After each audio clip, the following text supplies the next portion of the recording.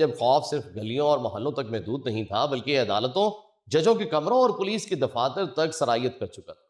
اس دور میں ناظرین، جرائم کی دنیا میں چند ایسے نام تھے جنہیں سن کر عام آدمی نہیں، وردی والا بھی لمحہ بھر کو رک جاتا۔ انہی میں ایک 15 رکنی ڈکیت گینگ بھی تھا، جس کے لیے ڈکیتی صرف پیسہ نہیں بلکہ طاقت کا اعلان تھی۔ یہ وہ لوگ تھے جن کے ہاتھ خون سے رنگے ہوئے، جن کے لیے قتل ایک معمول بن چکا تھا۔ عدالت میں پیشی کے دوران یہ ججز کی آنکھوں میں آنکھیں ڈال کر بات کیا کرتے تھے۔ یہ فیصلہ ہمارے خلاف آیا تو انجام تم جانتے ہو۔ اور یہ وہ وقت تھا ناظرین جب میڈیا انتہائی کمزور ہوا کرتا تھا، بہت سی کہانیاں اندھیروں میں ہی دفن ہو جایا کرتی تھی۔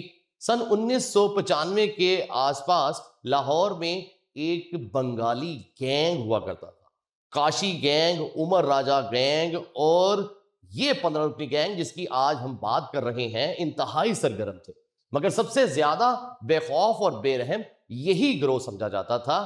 ناظرین، ایک دن راوی پل پر پولیس کا ناکہ لگا ہوا تھا۔ 2 موٹر سائیکل سوار ایک بیگ اٹھائے آئے، ناکہ دیکھتے ہی گھبرا گئے، موٹر سائیکل گری اور وہ جان بچا کر بھاگ نکلے۔ جب پولیس نے بیگ کھولا تو پورا ناکہ ساکت رہ گیا، کیونکہ اس کے اندر 16 ماہ کا ایک معصوم بچہ تھا جس کی سانسیں اکھڑی ہوئی تھی۔ یہ بچہ اغوا کر کے تاوان کے لیے رکھا گیا تھا۔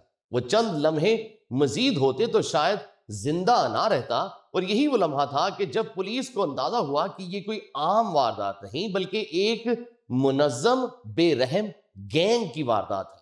کیس CIA کے حوالے کیا گیا، فائلیں کھلنے لگی اور ایک ایک کر کے ایسے جرائم سامنے آنے لگے جن میں ڈکیتی کے ساتھ ساتھ عصمت دری اور قتل بھی شامل تھے۔ بالآخر یہ لوگ گرفتار کر لیے گئے، مگر اصل ڈر تب شروع ہوا جب یہ عدالت پہنچے۔ کھلی دھمکیاں دینے لگے، ججز کے نام لے کر یہ کہا گیا کہ انجام کے لیے تیار رہو، یہاں تک کہ چودھری عسکر صاحب نے تحریری طور پر جان کے خطرے کا ذکر کر کے استعفیٰ دے دیا۔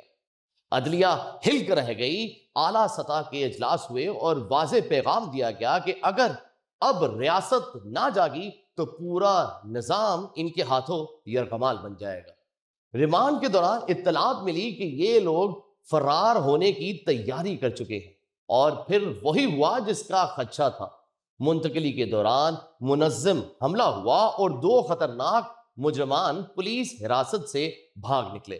لاہور میں جیسے ہنگامی حالت نافذ ہو گئی، کیونکہ پولیس یہ جانتی تھی کہ اگر یہ دوبارہ منظم ہوئے تو خون ضرور بہے گا۔ ناظرین، چند گھنٹوں بعد خفیہ اطلاع ملی کہ وہ ایک کوارٹر میں چھپے ہوئے اور رات 3 بجے کے قریب وہ لوگ یہاں سے نکلنے والے ہیں۔ خاموشی سے پورا علاقہ گھیر لیا گیا۔ سرد رات تھی، دھند تھی، مکمل سناٹا تھا۔ جیسے ہی اس کوارٹر کا دروازہ کھلا، فائرنگ شروع ہوئی۔ پولیس بار بار آوازیں دیتی رہی کہ ہتھیار پھینک دو، مگر جواب میں صرف گولیاں ہی آتی تھی۔ تقریباً 40 منٹ تک یہ مقابلہ جاری رہا اور پھر اچانک خاموشی سی چھا گئی۔ جب پولیس آگے بڑھی تو دونوں بدنام زمانہ ڈکیت زمین پر پڑے ہوئے تھے۔ یہ صرف 2 لاشیں نہیں تھی بلکہ برسوں کا خوف تھا جو آج ختم ہوا تھا۔ انہیں اسپتال لے جایا گیا، مگر دونوں ہی جانبر نہ ہو سکے۔ اس کے بعد اصل امتحان شروع ہوا۔ پوسٹ مارٹم، خونوں کی گنتی، رپورٹس، فون کالز، دارالحکومت تک پیغام کہ ایک بڑا باب بند ہو چکا۔ اگلی صبح اخبارات کی سرخیاں بدلی ہوئی۔ عدالتوں میں ایک عجیب سا سکون تھا۔ وہ جج جو مہینوں خوف میں فیصلے لکھتے رہتے تھے آج سیدھے بیٹھے ہوئے تھے۔ انسانی حقوق کی تنظیموں نے سوال اٹھائے، مگر جب زخمی اہلکاروں کی تصویریں، گولیوں سے چھلنی گاڑیاں اور وہ فہرست سامنے آئی جس میں ججز اور افسران کے نام درج تھے، تو سب کو یہ اندازہ ہو گیا کہ یہ مقابلہ نہیں بلکہ مجبوری تھی۔ متاثرہ خاندانوں کے گھروں میں خاموش آنسو تھے۔ کسی نے سجدہ شکر ادا کیا تو کسی نے یہ کہا کاش یہ انجام پہلے آ جاتا۔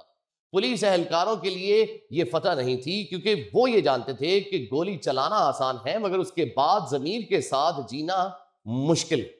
آہستہ آہستہ گینگ ٹوٹ گیا۔ کچھ لوگ روپوش ہوئے، کچھ نے خود کو قانون کے حوالے کر دیا۔ لاہور کی سڑکوں پر خوف کم ہونے لگا، ناکے ہلکے ہوئے اور زندگی نے دوبارہ سے سانس لینا شروع کی۔ مگر اس کہانی کا سب سے بھاری سوال آج بھی زندہ ہے۔ اگر اس رات فیصلہ نہ ہوتا تو آج کیا ہوتا؟